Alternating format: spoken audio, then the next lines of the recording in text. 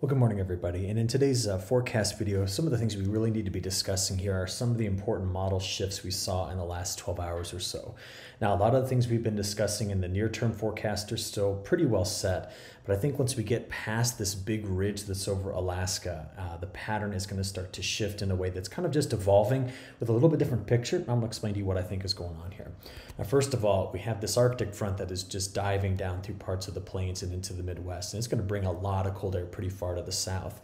Our first system's finally left the United States. It's now off into parts of Canadian Maritimes. But again, that front is quite extensive. And again, this is going to set us up for some activity down in this area as we go through the next 7 to 10 days. Okay, right now though, what this whole pattern is doing to us is this. Over in the west, we have freezing fog, for example, in the Columbia Basin and into northern Oregon. A lot of fog throughout parts of the Pacific Northwest. Wind chill warnings, wind advisories, winter weather advisories out for a broad part here of the northern and northwestern plains as that Arctic front dives down. But we've also now seen down here in parts of Louisiana, extending over into parts of the southeast, freeze warnings in place.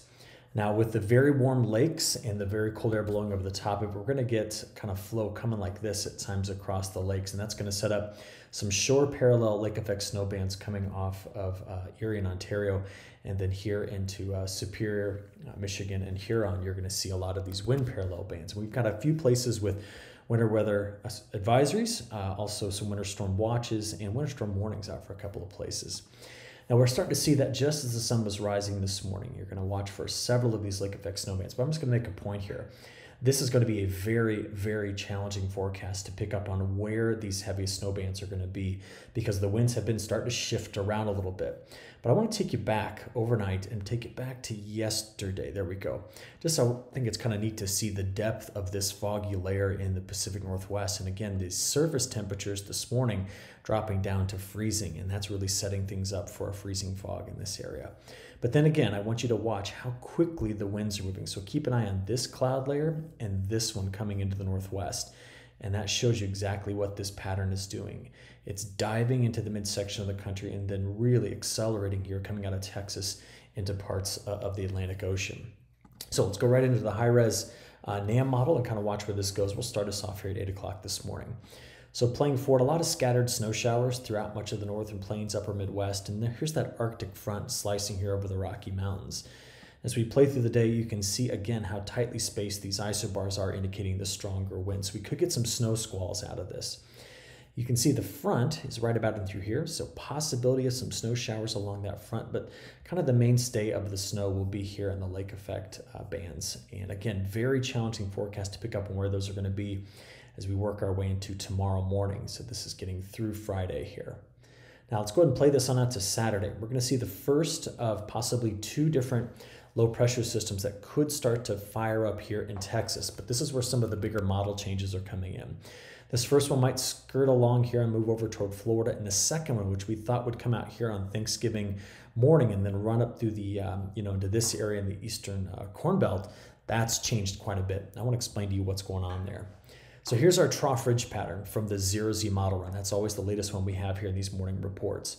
Now our ridge here and the subsequent downstream trough is going to start to be broken apart. There's the ridge gone by this weekend.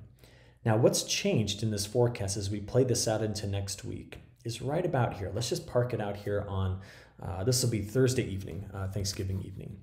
What's changed is this trough still is in place. This ridge is a little more amplified over the west, but this trough is much farther to the south and extending out over the open Atlantic compared to what it was in the previous run. Let me show you that. If I just go back to the previous one, which is right here, there you go. Look at that. Now, the difference is if this trough had been here for Thanksgiving, this would have taken a large system out of the Gulf Coast states and ran it straight up into the eastern Corn Belt and eventually into the Northeast.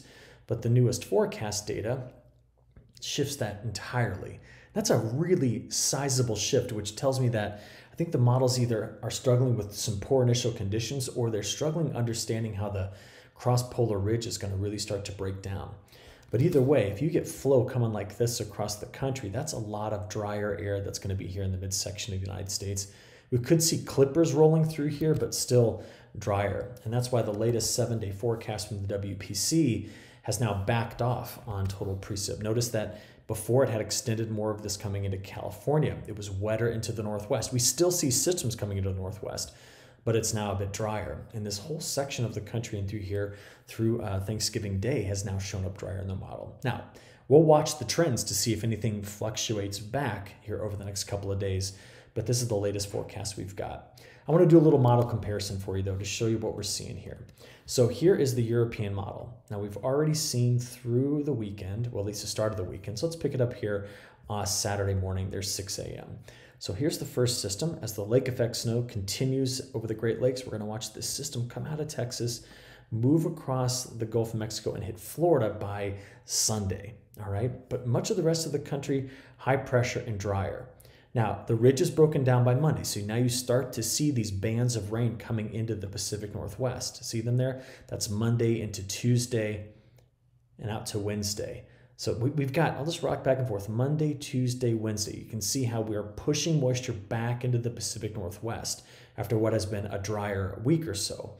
But on Wednesday night into Thursday morning, this is the low that had previously been forecast right here to just take off. But the latest forecast data suggests that it's going to stay farther to the south, wrapping around a deeper trough that's over the east.